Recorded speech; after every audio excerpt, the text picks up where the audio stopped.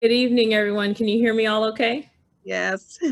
Okay, thank you. So bear with me. I'm going to share my screen and start my presentation. The presentation that I have for you this evening, let's see. All right. If someone can give me a thumbs up to let me know you're able to see my screen. All right, thank you so much. So I saw that said mental health. So forgive me. This is just a general health and wellness presentation, and I do cover mental health, but it's not just specifically just on mental health. So forgive me if you are all expecting it to just be specifically on that topic. My name is Sanithia Parker, and I'm delighted to be here with you this evening to share this presentation. A bit about myself. I've been practicing holistic medicine for about 20 years. I have an East meets West philosophy, and that's just to say, I believe that traditional medicine or Western medicine is very complementary. It goes hand in hand with Eastern medicine, naturopathic, acupuncture, different philosophies to really optimize our health. And so that's just a bit of philosophy that I practice when coaching. I find that many of us are very well versed in familiar with traditional medicine, but we really don't know about our other options on how it is to support our health and optimize our health. So that's just one of my philosophies.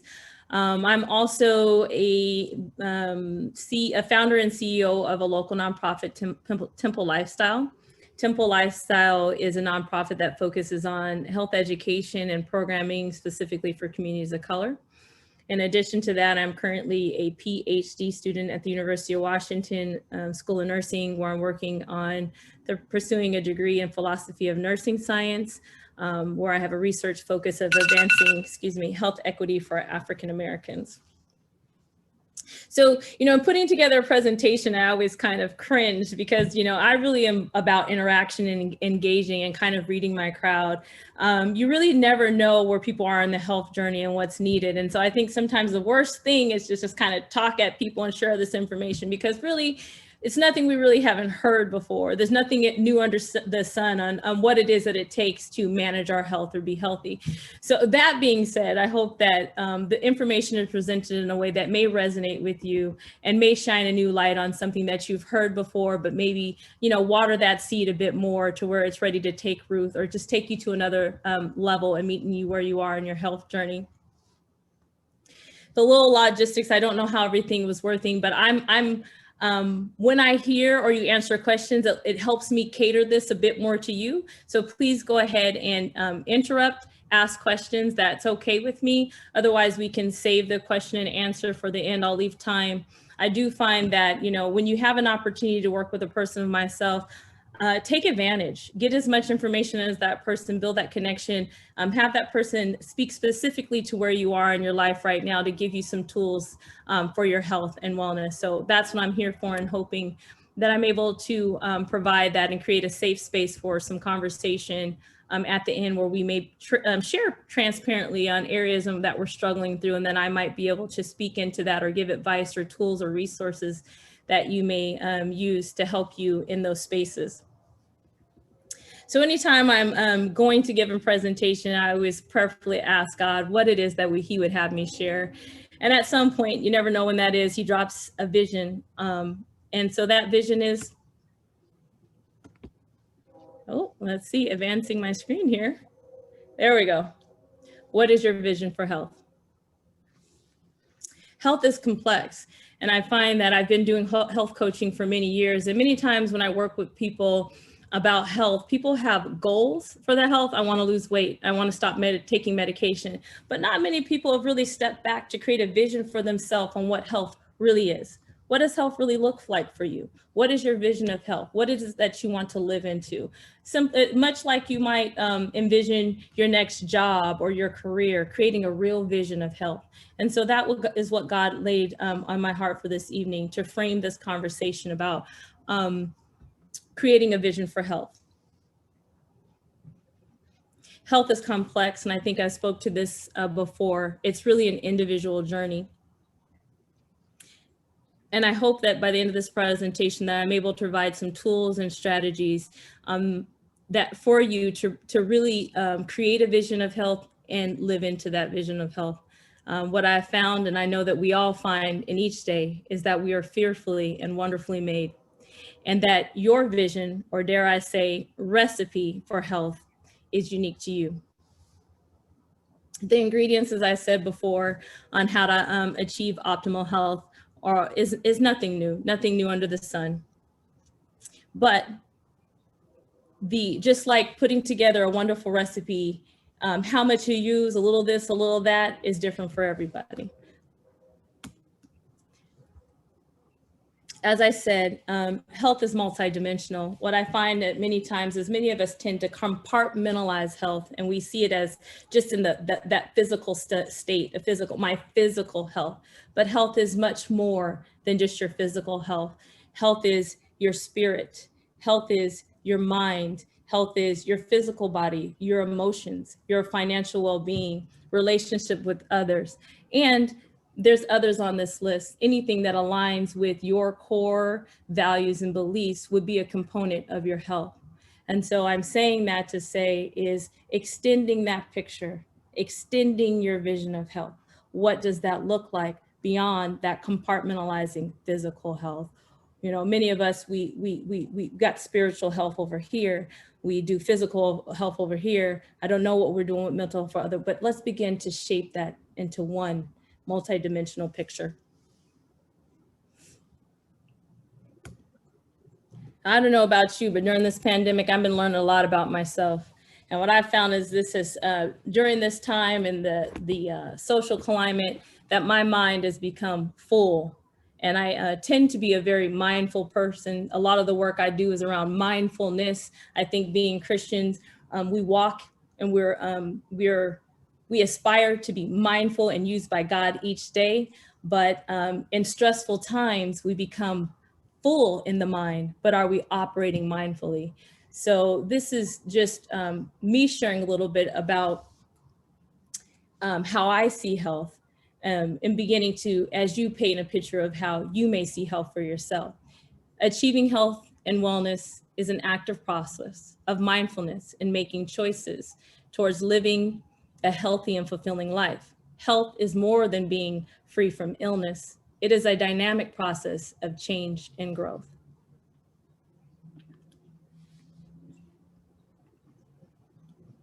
So diving a little deeper into each of these ingredients.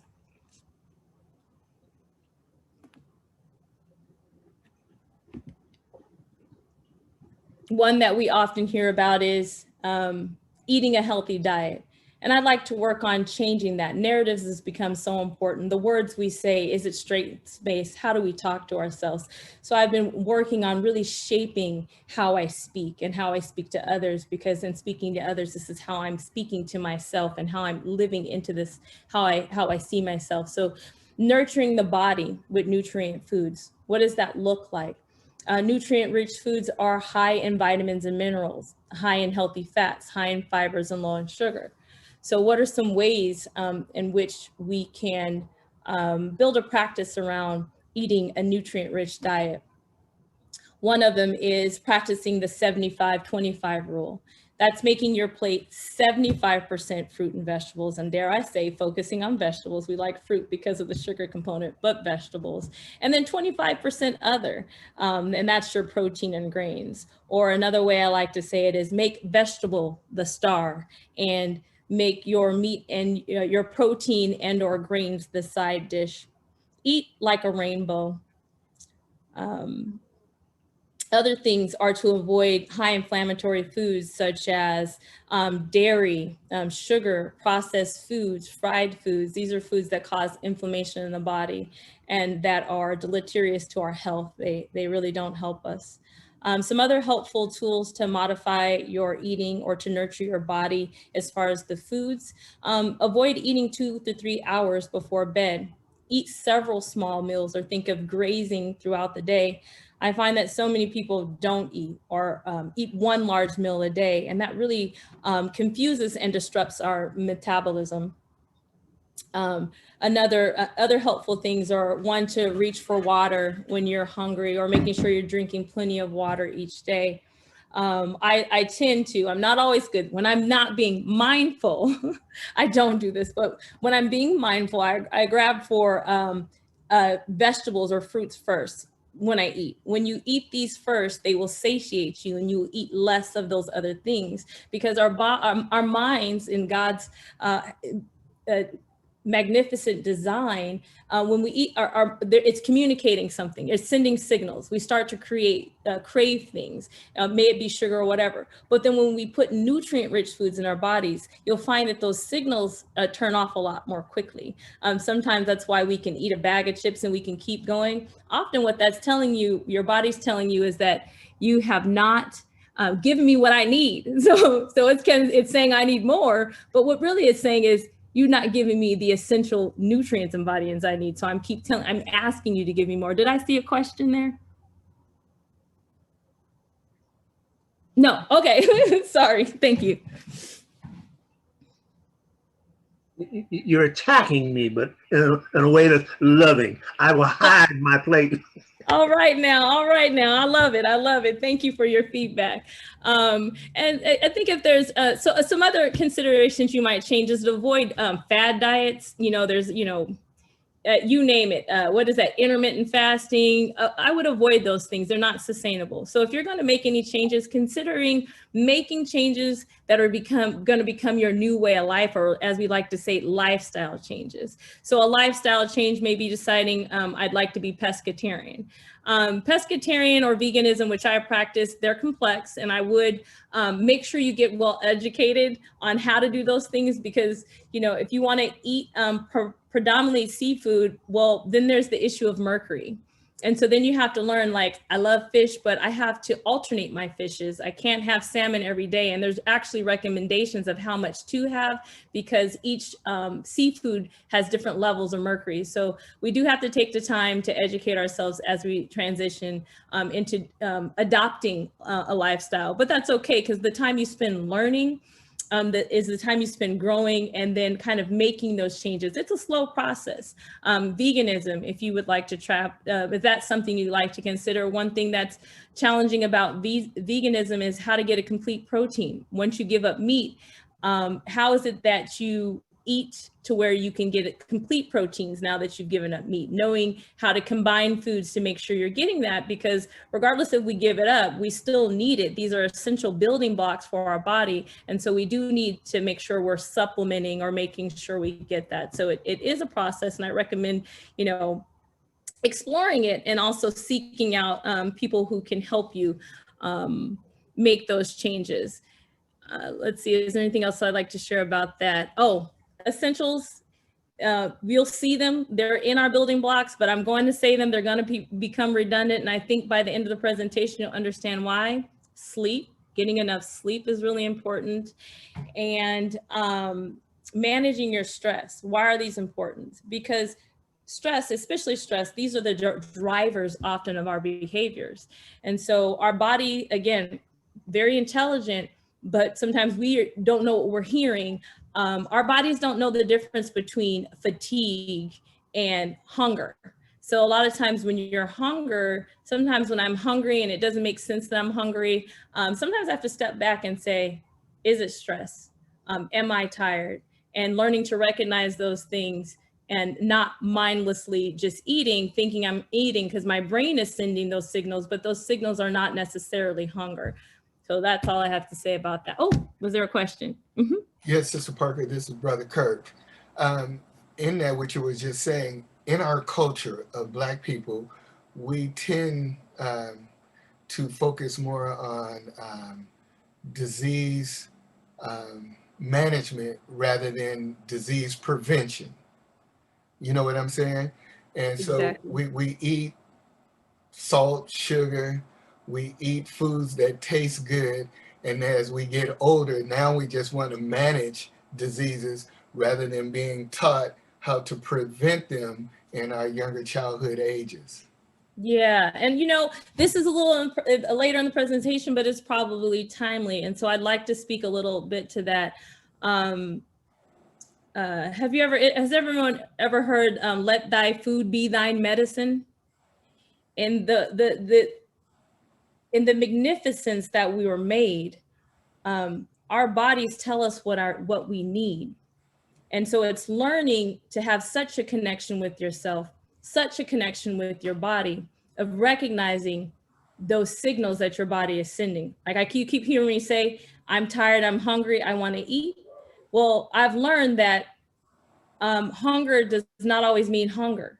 Hunger is often my body saying, you're not well rested. You had a very stressful day. And it's recognizing, that's what it is. That's what I need to tend to at this moment. These are the drivers of those cravings. So what we're doing is we're self-medicating with our food. So you're medicating your stress. You're medicating some trauma.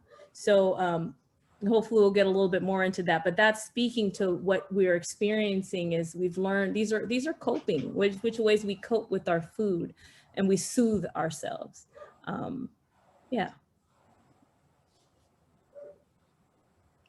Another essential ingredient, nothing you haven't heard, daily physical activity. Why is it important? I have a few items listed here, but it goes well beyond that. Physical activity is important for energy. When you work out, you produce ATP. ATP is energy for the body. Physical activity and food, they affect your mood. We could get all into gut health. That's a whole nother topic we could cover in itself. Physical activity is great for your heart health. It's great for muscle, joint, bone health. Everyday strengthening. I know some of you have heard move it or lose it. Couldn't be less than true. If you're not moving it, you will at some point lose the ability to use it. So it's important that we use it. Physical activity is associated with improving our overall quality of life, stamina, flexibility, helping us manage weight, and stress. It's a great stress reliever. I think it's really important, if we can, to get 30 minutes of exercise a day. That can be daunting, I find, with most working with most people, because as African Americans in the society that we live, a very racialized society, a society that is oppressive to us as a people, we are time deprived and we're often overworked and overburdened at work and extended beyond our means. So how is it that we incorporate these things into our daily lives? While it's hard for me to say what that is for you, I encourage you to do your best to press through that, but also knowing 30 minutes is the goal, but 30 minutes doesn't have to be all at one time. You can find 10 minutes here, 5 minutes here, 10 minutes there, and make sure and try to make it 30 minutes throughout your day. I'm going to walk for 10 minutes of my lunch. I'm going to do the stairs for 10 minutes of my lunch or 15 minutes of my lunch. I'm going to take regular 5-minute stretch breaks, setting an alarm in your phone and doing that. And then finding an activity or physical activity that works for you. We're all different, and we all have different abilities and what feels good to our body. We shouldn't be forceful. Be willing to meet yourself where you are, and find an activity that you are going to commit to. Whether that be water aerobics or you say stretching. Stretching is an exercise. That's what it is. And if that's what you enjoy doing, you are burning calories, you are doing all these things, you're building strength and increasing flexibility, all of those things with stretching. So finding exercise, it can be weight bearing or non-weight bearing. Weight bearing activities or anything that is bearing weight on your body, running, standing. Non-weight bearing activities are things like water aerobics or a bike, just because you're not bearing weight down on your body. But find something that works for you, that you enjoy, that you'll be committed to, and that you can commit to, even if it's not daily, a few days to your a few days out of your week, and you'll find the more you reap the benefits, the more you're encouraged to do those activities. But again, being mindful to meet yourself where you are. I think when I work for men, and it's not just men, because I have this mentality of weekend warrior, like I'm going to get in shape and I'm going to get it all done now and then just beat myself to smithereens and then I'm done. Like I hurt like heck. And I can't convince myself to do that again. That is not the way to go. Lovingly meet yourself where you are. We, like, as Jesus says, we have to love ourselves to things. So I encourage you to do that. other great things I would say, what I have found to be very helpful, and I'm a person, and only about 30% of the population is wired to like actually going to the gym. That's not a norm for most of us. Most of us really don't enjoy that. But what I found has been really, those beauties in trying times is finding virtual communities and exercise classes where I can do it from the comfort of my own home with my screen off. But I enjoy that instructor or the activities that they're doing. So that is there's plenty of them out there. I'm not currently offering this resource, but during the pandemic, I had free workout classes. And so I'll make sure you have my information to stay abrupt of when I offer that. But there are other on demand on your TV. I personally, subscribe to Peloton. That is a cost, but that's your preference. What works for you? Sleep, another essential ingredient. So it's recommended that we get 7 to 8 hours of sleep per night as adults. It's 8 to 10 for kids. Sleep is essential. Sleep is important for just a few items here: learning and memory. As you sleep, your brain commits new information through the process of memory consolidation. So, if you're studying or studying or a student, you can see how, or maybe even going for a promotion at job that requires you to learn new things, you can see how sleep can be really important for that. Sleep is also important for our metabolism and weight. And that's just through levels of managing our immune system and our hormones when we're resting and repairing. This is why sleep can be so important, because when we're not getting our rest, then things can be off balance. And when we rest, that is the time that was designed for us to repair and restore ourselves. So a disruption of that impacts so many things, our immune health, and safety is another big one, because of accidents or mistakes. Often falls are a result of sleep deprivation or poor sleep. Our mood is impacted by sleep. Oftentimes we can be more irritable. We have a hard time concentrating, and just moodiness as a result of poor sleep. I put health, all health, as again, like I said, heart health is important, but just when our bodies are deprived of sleep, it alters immune function, and our immune function is essential for our health. So sleep is a vital preventative wellness tool, or I should say wellness tool in itself.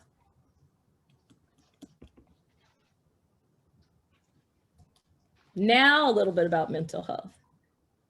So again, I think I spoke a little bit about to the fact that we are extraordinary and resilient beings, and I personally take a lot of pride in and us as people of color, because of what we've had to endure in this society, and the fact that I'm a researcher. I mean, people should look at us and see our strength, because we've been asked to endure some of the most, it would crush most people. And that just speaks to our resilience. But in that, what they have found over time is that resilience is like a rubber band as far as health is concerned. And at some point, that rubber band, if you keep stretching it, it loses that bounce back. And so what's happened to us is why we are having so many issues around health, is because we have been inundated for so many years, that has extended us to our ability to bounce back as quickly. And not only have we been inundated historically, we are constantly still inundated with stressors that make it harder for our body to respond and maintain our health. This is also, though that it's that way, it also has this other, there's this other side to it, but I'll leave that alone because I didn't plan for that. But there's this other side of showing how resilient we are at adapting and changing to survive. So I'll leave it at that. But as a result of the pandemic, many of us have been isolated. we're no longer engaged in our communities. That's slowly coming back. But, you know, we have about 2 years of this and how this has impacted us. We've been isolated and, you know, separated for our loved ones, or living on top of our loved ones, you know, in small spaces, working and going to school, rearing children from home, and or taking care of extended family members at home.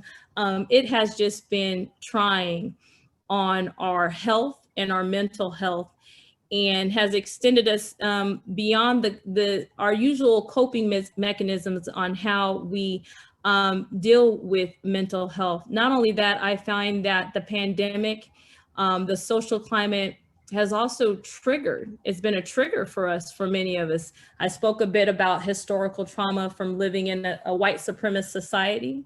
There's also things called ACEs, or adverse childhood experiences, which many of us have experienced. It's like a scale of 10, anything from, you know, different forms of abuse, neglect, family members incarcerated, being exposed to violence. These would be considered in the ACEs. So I find that during this time, not necessarily that we really recognize them in front of us like this, but it's that what lies beneath, right? Because there's this picture of what's going on above, right? This is what we see, but it's often about what we don't see. And this is a lot of what we're medicating, or what we're dealing with, or the stressors that then impact our health, is the things that we don't see. And I think this is why mental health is so much important, because I think this is the thing we tend not to see, right? It's of the mind and not of the physical. And so mental health is really important, and how strategies for how we cope during this time of disruption are really important. So I find that it's really important, one, to make sure you're spending quiet daily time with God, to make sure you're spending time connecting, having quality time with your loved ones, laughing, exercise, being outdoors, journaling, listening to music, also seeking the help of a professional if needed. If you are experiencing, and I myself, you know, who practice a lot of these things in my daily life, have been very surprised at how much this has impacted me, and how I've had to be mindful of developing more self-care around my mental health. Again, because it's so much of what was aggravated or triggered from what lies beneath, things that are below my conscious mind that I'm not dealing with on a daily basis, but they erupt and they impact our health. And so another reason why mental health is so important, and making sure that we're tending to our mind. And because everything, as I've said, is so interconnected, right? We look at this complex, it's not compartmentalized, they're not separate entities. This is all the part of our being and well-being. Yeah, so I think it's really important to find any practice that you find restorative for yourself or your mind. Again, whether it be journaling, music, anything like that. I find that I have gotten so to the point for me myself where I have had to really prioritize self-care. Because it's so important, because I've seen in little ways in which my health has been impacted. Little things, but still important, you know, as Brother Kirk was saying, preventative, right? It shouldn't take me getting fully sick for me to do something about it. It should take maybe a symptom. And it don't have to be a major symptom, but if my body's doing something that it wasn't doing, that's a symptom I ought to pay attention to and maybe be mindful about and do something about. And so I'm currently finding for me that I'm almost having to develop rituals in my day to make sure I am tending to myself. And many of us may have rituals around our spiritual care or our time with God. And so I would encourage you to figure out how you don't disrupt that time with God, but how can you now also just be a little ritualistic or add a little ritual in that time for you and how you're caring for you or tending to you. I think we're doing pretty good on time. I'm watching and trying to leave time for question and answer, and forgive me if I'm going fast. So that brings me to one of my last points, and that is, again, we talked about stress and the interconnected, but stress is really a silent killer. And we've heard this before, usually attributed to like heart disease. We hear the silent killer of stress, but stress in itself is a silent killer. And what I find in working with people, although I spent time talking about all these ways in which you can, which I'd like to empower you to steward your health, all these practices, I'd like us to just step back and consider turning that all upside down. And the reason why I'm doing that is because I'd like to step back from the things that we have been indoctrinated into as a society. And one is your poor health is a result of your poor choice.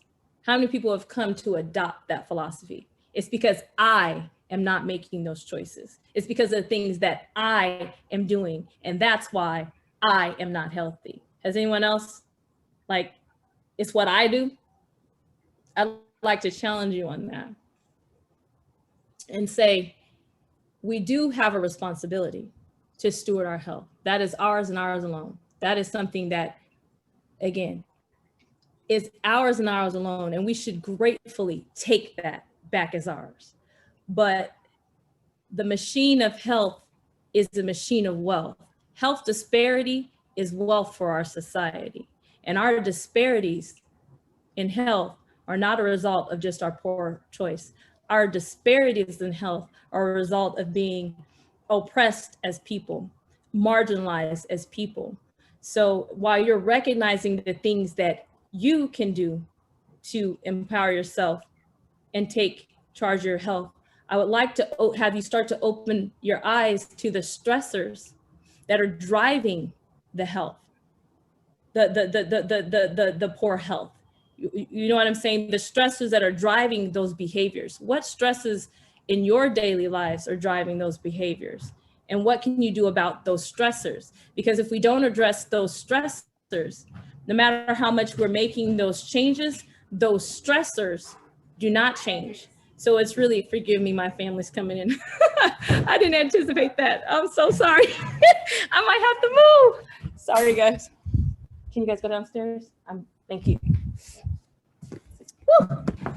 Well, hey, living at home, pandemic, 7 o'clock. So it's so much about those stressors. And, you know, those are the things that are often not in our control, but can we recognize those stressors and develop ways in which we cope and manage them? Now, I don't know about you, but I got hopeful that this was going to be the time of real change, right? Like I wasn't sure how to get involved with this, you know, Black Lives Matter movement. Like, is this it? Is it going to happen? Are we really going to tear down the walls and have some real justice?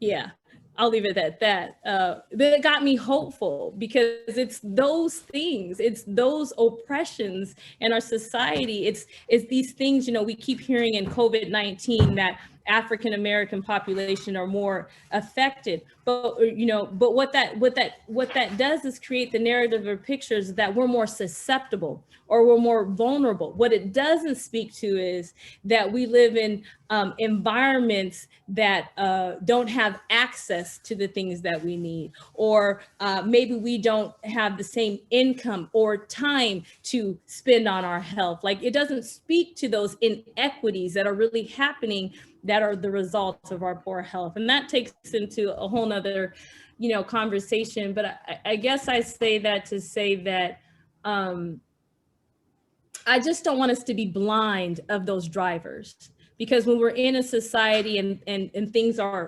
become structural, we become blind to it. And when we're blind to it, again, it's those things down here that we don't see that impact everything up here.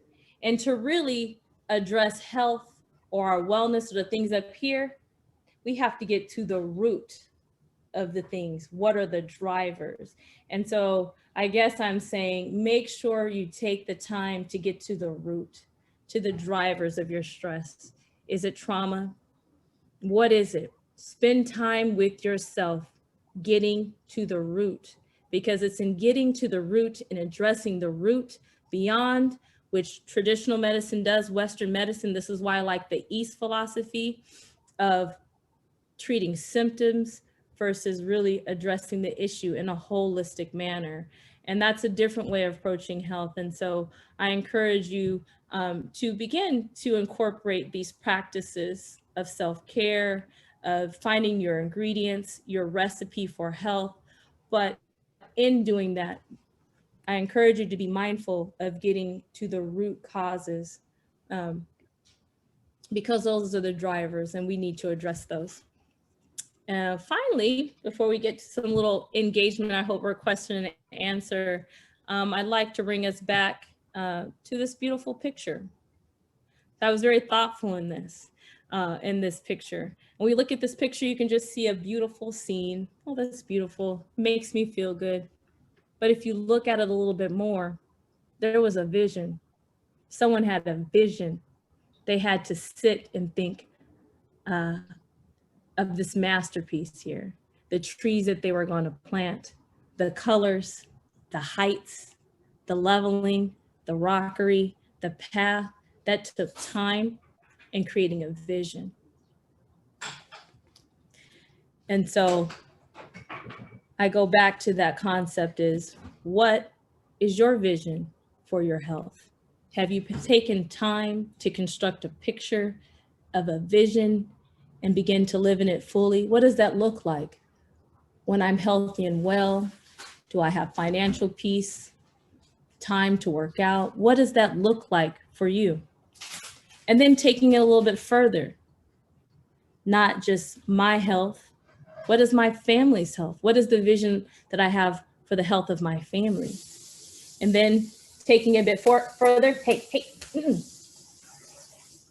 taking it a bit further, what is the vision that I have for my community for health? Health is not, we're not just a product of genetics or our family history. Health is influenced by our environment and our social context. And we are our own best advocates for health. You know, I personally don't have no problem with firing a doctor or a physician. You are not the dictator here. You are not the one that manages my health. You're not the end all be all. You're here to support me in my journey of health. Help me understand my options and be relational. And so it's really important with your healthcare providers that you have that relationship, that you can have real conversations, that the time is taken for you to really understand the why these things are important or how these things will impact you. This is your health. It's a big deal. It matters.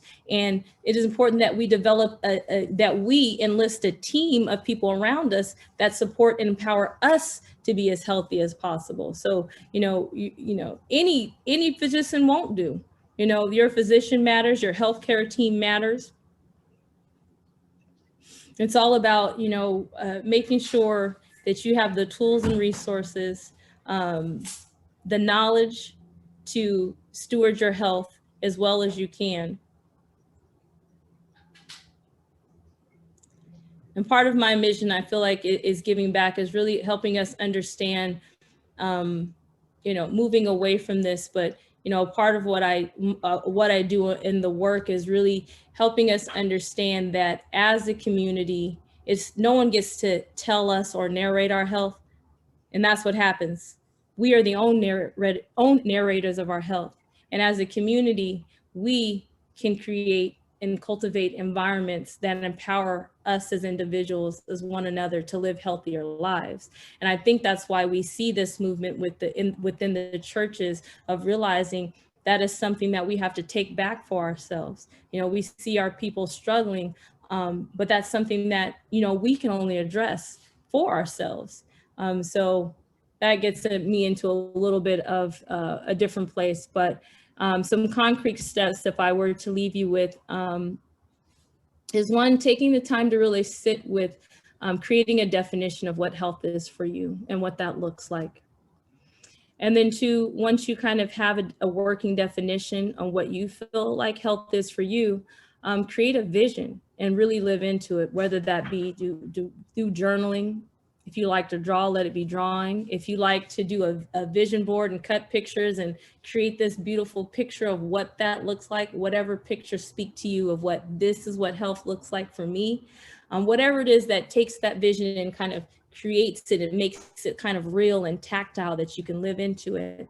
And then once you have that, then that's when the goal setting comes. Like, well, I want to lose this, or I want to stop taking medication, because those are goals. Those goals help you get towards your vision. So yes, it's important to set those goals and helping you get to that vision, but get that vision so that you can set goals to help you get there. And then once you have that vision and you have taken some time to set some goals, be accountable and take action. Take action and give yourself accountability. You know, I find that by practice, when I'm either struggling with something or want to do something, I tell somebody, because I know that if I told one person, that one person is going to come back and check on me. And did I do what I say I was going to do? Or how am I doing with that? So that gives me some accountability. So that's one of the tools that I use of, like, when I'm going to go to school, I'm going to do this program, I'm going to do this. I tell one or two people. Usually those one or two people will have a way of holding me accountable and coming, well, how's that going? But and that being said, I'd like to open up to questions, comments. I'd love your feedback. Again, there's nothing but a lot of information I have. I'd love to share with you more, maybe share places that you're trying to work through. I see questions already. I see hands. Go ahead.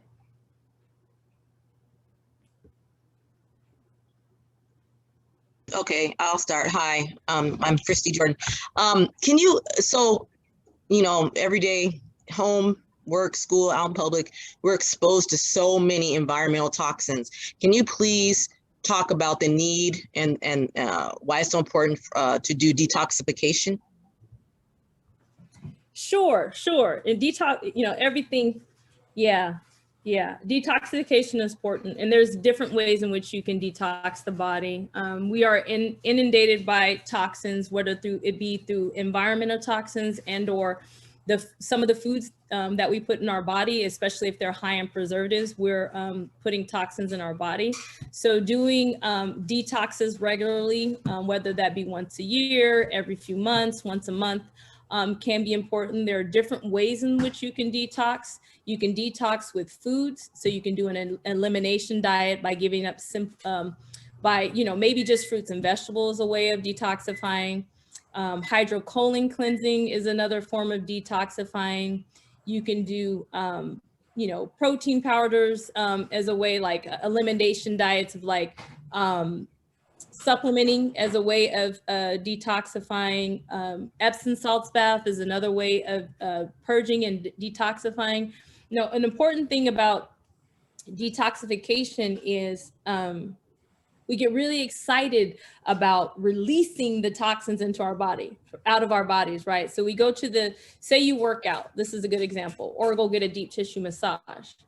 Well, if you don't drink enough water to flush that toxins that were released during that time just reabsorb in the body. So when you're going through a detoxification process, you want to make sure that you have set up your environment or your body well, so that you can release as much as that as possible, if that makes sense. Because we have to be careful, and especially if you are undergoing chemo or have certain health conditions, you want to make sure, maybe you don't do one of those harsh detoxifying, because, the more you release into your system, the harder it is for your system to release all those toxins. Again, they're reabsorbed. So you may want to consider slower ways in which to detox. And let me start taking notes, because what I can do is then also provide a resource that can be sent out with some tools for detoxification or whatever else comes up that's needed.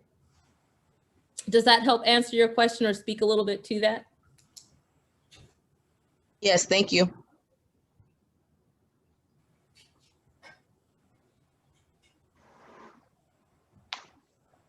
for those of us like myself who have not stayed in the utmost tip-top condition, would you agree that it's probably better for me to, as I do this journey, use a long runway and don't get disappointed if I don't take off like a helicopter?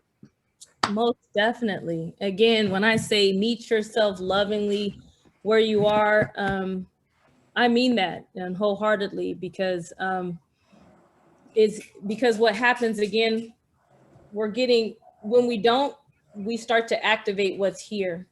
We have self-limiting beliefs that we've adapted or developed or over the years. And so then what we do is we start to feed those things versus moving into that new space. And you have to change takes time.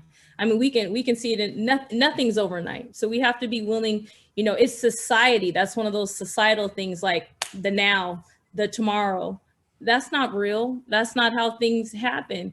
Things happen over time, and change takes time. So we have to be patient with ourselves, but then be mindful of what is that secularization of that. We are in this world, but we're not of it. So are those voices the true voices we should be listening to? Are those narratives the two narratives that we should be comparing ourselves by or living by? Like, hold those things captive. And if they're not of God or loving you to that place where you need to be, then we should just let them go. So be kind to yourself and meet yourself where you are. And if you need support of someone to just kind of walk you through, like, again, develop a vision, develop a plan, and then step yourself through it. That's that whole point of creating the vision. You're not going to get there overnight. That masterpiece that we saw, that picture, that took time to develop. Oh, Sister Parker, on that note, your PowerPoint was very powerful, and the plate that you showed with the different color food is a subliminal suggestion, I think. But the little statements like "move it or lose it," and what got me was pay attention to symptoms, and because I know I haven't been doing that, and then individual responsibility, but saying it was my fault that I got sick. So what can you tell us about precision medicine? Precision medicine in meaning traditional medicine. What do you mean by precision medicine? Precision medicine that they are now using diagnostic testing to discover your actual individual type of I think we're just saying, right? Like your hereditary, your gene mapping, things like that. I'm trying to say it right, but I don't know how to say it. Is that what you mean? Like, I think that's what you're saying. So what I can say, and I didn't leave a lot for that. And when I say you are not a result, you're not just the history. A lot of times people think because my parents had diabetes, well, I'm gonna get it too. That's not true. What they're finding, what science would have you believe is that it's a hard science, that it's just true. And what I've come to find it, not so. We are still learning and growing. There's just no, only truth we need to worry about is the truth in our Bible. Science don't know it all. They really don't. What they are now discovering as we have grown is that there's this thing called epigenetics. And this is why I started speaking to environment. That really it's our environments that activate our genes, that influence our gene expression. So if we are in toxic environments, which oftentimes as people of color, the things that we have been exposed to and the conditions that we are asked to live in, that then is what we are expressing, those toxins, those environments that we've lived in, that's our expression. So what we see a lot of manifestation in our health disparities is an expression of oppression, is expression of marginalization. Those are the reason why we are seeing those things, but but we don't speak to those things because racism is power. We don't control that power. Now, if I had the power, I'm working to change that narrative. If I had the power, I'd be shouting it, because that is the truth of why it is that we have such disproportionality of health issues. Yeah. So not to say, you know, I believe in science, you know, we're discovering, but it's not, there's always a little room, right? And yeah, all is not lost. It's all not just because of you. There is still hope for us. There is still opportunity, you know, but put it into play, you know, create your vision, take steps, and seek people out. I'm not available now. I will look for resources, but as I can, either come to your churches or make myself available to kind of like really unpack these things. I would love to, because it's so complex. There's so much there. And I'm trying to be mindful of the questions in the chat. So I'm going to start catching up, but please throw other questions out. I thank you for putting things in the chat. Oh, how important is in breakfast? Breakfast is, your metabolism does not start each day until you eat. As I said, most people suffer not from high caloric intake or eating too much. They suffer from eating not regularly. Our bodies, just like everything else, desire regularity. That's what homeostasis is. Our bodies try to maintain regularity. When we are all over like this, our bodies don't know how to function. It's like, okay, are we starving today? Okay, what's going on? And so our bodies are trying to figure it out. The more we create a consistent pattern or predictability, the more our body is like, okay, I'm working with you. Our bodies are beautifully, they're wonderfully made. They're trying to help us every day. They're trying to meet us where we are. So we got to meet it back. So there's breakfast. Any other question? I'm trying to catch up.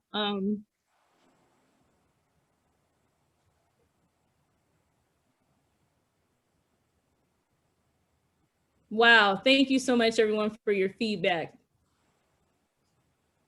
I will make sure you have our information. I do other individual workshops. You know, at my church, I'm sought out by a lot of the different ministry groups where they'll come in and say, you know, Cynthia, can you come do this? Can you come do that? Yes, yes, and yes. I live for this work. My nonprofit is also, I find money to make health accessible. It shouldn't cost us.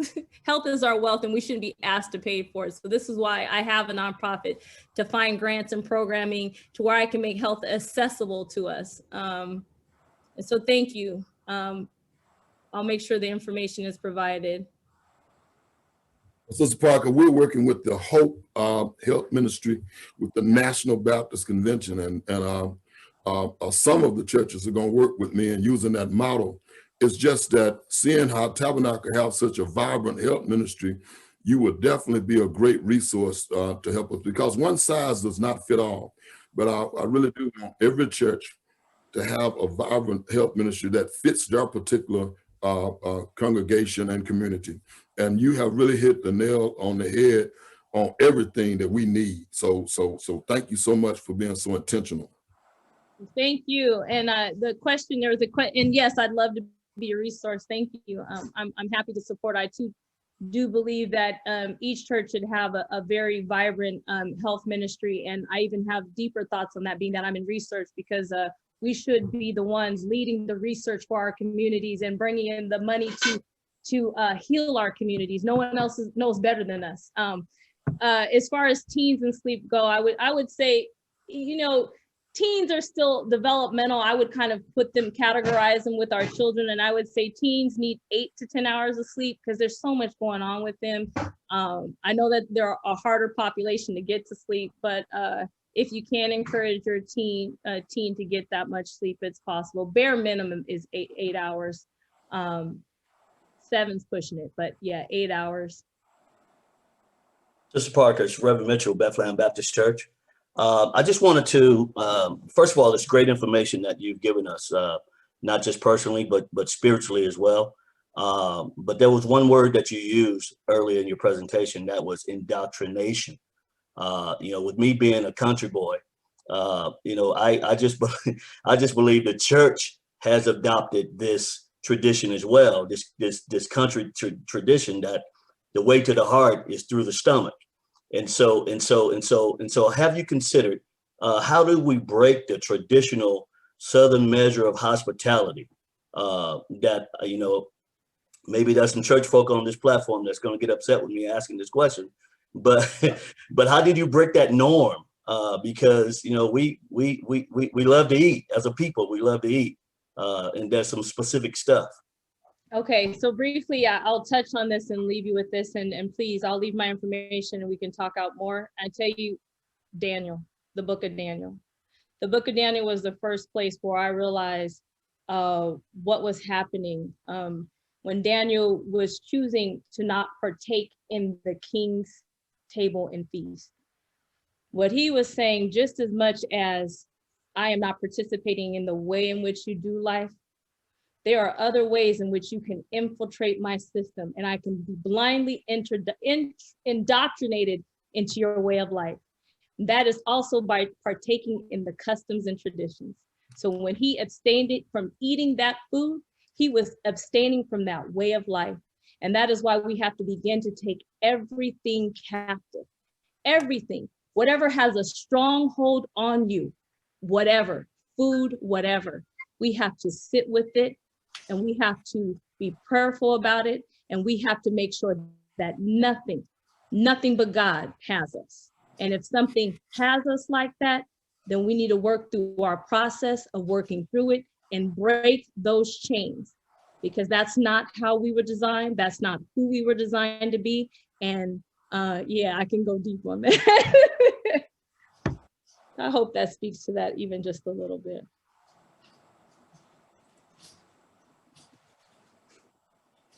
Yeah. I don't know how this works. I'll have like 6 minutes. But and even if I could go just a little bit further, so I'd say the book of Daniel. And I'm thankful to God because we all have a gift, right, in which we're called to serve the body, and this is my gift, and I'm so happy to be able to share and to be used by God to share this gift, and he continually grows and develops me with it, and it's just his work, not my work. I woke up one day and he took the taste of meat away. Like he was introducing me and showing me and like, Daniel, ooh, this. And then one day the taste of meat was gone. And I was like, I didn't know what to do with that. And I said, okay, God, okay, I'll give you 30 days. 30 days turning 60. That's what we're doing. My mind and my body, this is when they weren't in alignment. I don't, part of my body was like, yeah, I'm feeling this. My mind was like, my body was intelligent. My mind was like, no, this ain't it. And then I realized, taste wasn't coming back. Okay, God, I give you a year. And at this point I was vegetarian. And then he was just working me through all this. And what he was doing is using his way of moving me to listen to the intelligence of my body, is that this is what my body needed, regardless of what my mind was telling me. And it took a while for things to align. And once they did, I was, amazed. And then when he started to open myself more of realizing just how cultural some of these components were, like we'd have a family dinner and you vegan? Why are you vegan? What did you kind of lose weight? And it's just like, and I felt sometimes like, oh my gosh, like, it was so much pressure, like, oh, I shouldn't be giving up these foods. No one, like there's just so many layers that are wrapped into it. And so, and then that was getting to like those things that have hold, like I can go in a grocery store, I'm not moved by nothing, not, those sweets. Oh, sometimes I am when I'm stressed and I'm not mindful, but it's a process. And, I do love talking about it and unpacking it because again, it's so individual and how this shows up in our lives and where these different areas that we have to work. But it's all about, just our walk with Christ and that Christian growth and allowing him in all those areas of our life and to walk us through being whole in him, wherever there's darkness. I always think of okay, I still have a couple minutes. I always think of like a light bulb, right? There's a light bulb, but sometimes in that light, like that's God's light in us and it's really shiny. Sometimes there's these dark spackles or patches. That's how we are. And in Christ, in him, he's going to get rid of all those blemishes some way. That's his goal in us walking with him. Like, oh, there's a dark spot right there. He's going to give us an opportunity to address that or that. And so I have these visions in the way in which I see things. And so it's just like, that doesn't belong in me. And at some point, he's gonna work with me and give me an opportunity to address that blind spot or that dark spot so that I can become just that much wholer in him, more complete in him.